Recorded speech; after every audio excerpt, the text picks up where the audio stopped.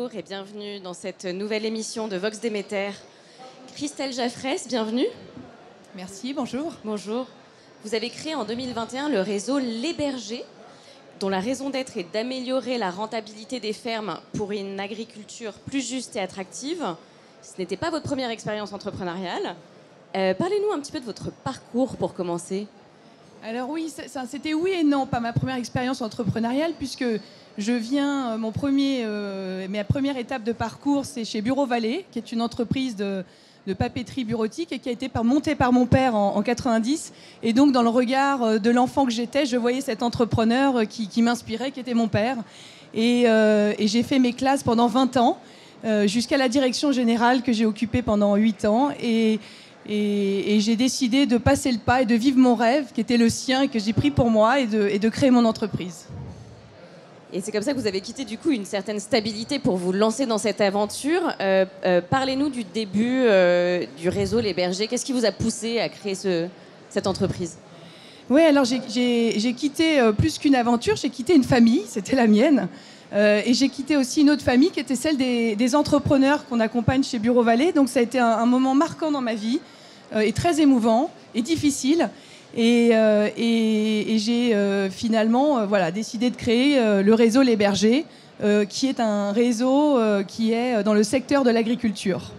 Et pourquoi l'agriculture ? Quel a été le déclic ? Pourquoi vous vous êtes dit « je quitte tout et je vais créer quelque chose dans ce secteur-là » ? Alors, oui, c'est toujours compliqué cette question, parce qu'en fait, parfois on fait des choses dans la vie, mais on ne sait pas pourquoi on les fait.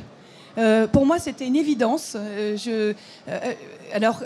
Quand on y réfléchit, évidemment, je me dis, bah oui, tu as été éduqué, tu as vécu dans une ferme familiale qui était réaménagée, j'étais dans un village, il y avait des pommiers, je cueillais les pommes, j'étais faire du porte-à-porte en vendant ces pommes. Mais je crois qu'au fond, quand on est passionné par quelque chose, on ne sait pas l'expliquer, mais on le porte en soi. Et donc, je n'ai pas décidé de me poser trop de questions, j'y suis allée. Avec une volonté d'être utile aussi, je pense, de mettre vos compétences en entrepreneuriat, en commerce, au service d'un projet qui vous semblait utile pour la société. Oui, je crois qu'il y a un des moteurs qui a été très puissant, c'est que je me suis dit que je ne pouvais pas me regarder à 80 ans et regarder mes enfants en disant « j'ai rien fait ». Je ne pouvais pas. Je ne peux pas vivre avec ce regret-là, et je n'avais pas envie de vivre avec ces regrets-là. Et donc je me suis dit, bah tiens, moi j'ai eu cette chance d'être dans cette entreprise familiale. J'étais la fille du fondateur, j'étais donc facilement identifiable. J'ai été très bien formée et je me suis dit, mais cette chance-là, il faut que je la partage. Et si je mettais ces compétences au service d'un projet qui ait du sens, qui a du cœur, et donc j'ai décidé d'accompagner des agriculteurs. Voilà. Et je crois que vous avez rencontré des centaines, c'est ça, d'agriculteurs ouais. Au début du projet ? Oui, en fait, pour la petite histoire, je savais que je voulais être dans l'agriculture, mais je ne savais pas ce que j'allais faire. Donc j'ai monté une société, j'ai dit ce sera dans l'agriculture, mais qu'est-ce que je vais y faire ? Mais comme je ne savais pas et que je ne connaissais pas ce milieu-là, j'ai pris ma bagnole et puis j'ai été rencontrer des agriculteurs. Et donc j'en ai vu 400. Et j'ai écouté leur vie, j'ai écouté leur quotidien. Ils ont eu la bonté de me recevoir et du temps à m'accorder. Je les remercie pour ça aujourd'hui. Et grâce à eux et grâce à nos échanges est née une idée qui aujourd'hui est un projet qui est en marche. Alors parlez-nous de ce projet du coup. C'est quoi ? Que propose le réseau Les Bergers aux agriculteurs et agricultrices, et pourquoi vous êtes dit c'est ça qu'il faut faire ? Écoutez, le projet il est très lié à mon premier parcours, donc il est dans le commerce, parce que c'est vraiment ce que je sais faire et c'est ce que j'aime. Et je me suis dit, mais tiens, il y a de plus en plus de consommateurs et de gens qui ont envie d'être en lien avec les producteurs et les agriculteurs. Je crois que c'est des gens qui sont aimés, c'est même une certitude. Et si j'aidais ces agriculteurs à développer un magasin à la ferme, donc implanté dans une ferme, pour valoriser mieux leur production. Et les aider à monter un dossier financier, mais les aider aussi à monter une gamme, à fixer un prix de vente, parce que c'est les clients qui décident du prix et qui disent bah voilà, j'ai envie d'acheter ce produit-là à ce prix-là.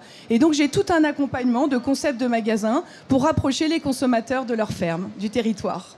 Voilà. Super. Et du coup là, ça fait après 2 ans de création ou 1 an de création réellement, vous en êtes où dans ce processus ? Alors écoutez, j'ai un magasin qui est déjà sorti, qui est dans le 78, voilà, qui marche bien. On a doublé sa fréquentation, donc il a de plus en plus de clients. Et donc, je crois que ça fait la joie des habitants de sa ville. Et puis, il y a un deuxième projet qui devrait sortir, là, dans 1 mois et demi, qui est en région parisienne et qui, petit à petit... Alors, lui, le deuxième est un maraîcher. Et là, on référence d'autres producteurs locaux. Donc, on y met le fromage, on y met la viande. Et le tout dans une coque très authentique, esprit de la ferme, avec des prix, je l'espère, que les clients apprécieront. Super. Et ce qui est intéressant dans votre parcours, c'est donc ce parcours d'entrepreneuriat ou cet héritage d'entrepreneuriat à l'extérieur du monde agricole que vous mettez au service du monde agricole. Et avec ce regard qui n'est plus si extérieur mais qui l'a été, comment percevez-vous le potentiel entrepreneurial du monde agricole ? Je crois que dans ce monde-là, il y a cette culture qui est l'entrepreneur. Parce que l'agriculteur est un entrepreneur. Enfin, il doit gérer son temps, il doit gérer sa ferme, il y a la gestion économique.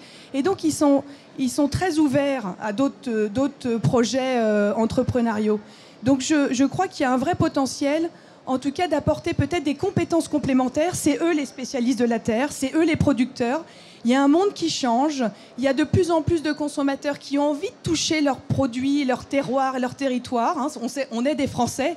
Et je crois que chaque entrepreneur qui a envie d'apporter sa compétence aura la porte ouverte. Voilà. Et donc, je pense qu'il y a un gros potentiel. Ouais. Et parlons femmes aussi, parce que Vox Debeter, quand même, est une association qui parle des femmes du monde agricole. Que souhaitez-vous dire à des femmes qui souhaiteraient se lancer dans l'entrepreneuriat agricole ? Alors, ce que j'aimerais leur dire, c'est que faut y aller. Et que j'ai une phrase qui est simple. Vous savez que les hommes aiment les femmes. Donc c'est assez simple, On est très bien accueillis. Moi, j'ai une très très bonne expérience. Je vais vous dire, j'ai pas une seule expérience. J'ai rencontré beaucoup d'hommes pendant ma tournée. Pas une seule expérience pendant laquelle et durant laquelle j'ai été mal accueillie. Je crois que c'est une question de posture. C'est que si on est là pour leur raconter la vie, alors qu'il faut qu'ils nous racontent la leur, c'est pas pareil. Et je crois que quand on est à l'écoute, quelle que soit la personne qu'on a en face de nous, homme, femme, ancien ou jeune, il sera prêt à écouter. Merci pour ça. Et votre ambition pour demain, pour le réseau ? Mon ambition, elle est autant qu'il y aura de besoins. C'est-à-dire que s'il y a un agriculteur qui a envie de développer un point de vente, qui ne sait pas trop comment faire, je serai là. Je serai là, évidemment, pour l'accompagner. Donc, il n'y a pas de limite. Autant qu'il y aura de besoins, en tout cas. C'est une belle initiative. J'espère que vous irez très loin. Est-ce que vous voulez dire un mot de la fin ? Peut-être un dernier mot pour être dans son temps. Je parle de magasins à la ferme. Aujourd'hui, il y a des outils, on appelle ça les outils digitaux, qui sont une vraie complémentarité. Le magasin à la ferme, c'est la rencontre d'un homme et d'une femme, c'est la rencontre d'un client avec un producteur. Il y a une émotion qui se crée. Mais il ne faut pas oublier qu'on a des formidables services digitaux qui permettent de faciliter le temps, qui permettent de faciliter la logistique pour amener peut-être la ferme aussi un peu à la ville, à travers des livraisons de relais colis ou du drive. Bref, donc intégrons la relation humaine dans son temps et en utilisant les outils digitaux pour permettre ces rencontres, et ce rapprochement des consommateurs et du producteur. C'est quelque chose que vous expérimentez, vous, dans le réseau ? Oui, je crois que pour ma part, je crois beaucoup à l'équilibre. C'est la fin du physique et des rencontres humaines. C'est pas non plus tout digital. C'est pas je pense que la vie, c'est peut-être une forme d'équilibre et peut-être qu'on a besoin de rencontres, mais aussi d'utiliser ces services d'aujourd'hui. Donc faisons venir les citadins dans les fermes pour rencontrer les agriculteurs, mais ensuite poursuivons le lien avec d'autres outils. Exactement, du moment que c'est au service de la production et de la mise en valeur des produits de leur territoire, bien sûr. Super, super, vraiment une belle initiative. J'espère qu'il y en aura de nombreux autres comme ça sur l'entrepreneuriat au féminin. Effectivement, ça se cultive, ça s'apprend, l'entrepreneuriat. Et j'espère que vous aurez une belle poursuite devant vous. Merci infiniment. Merci beaucoup. Merci.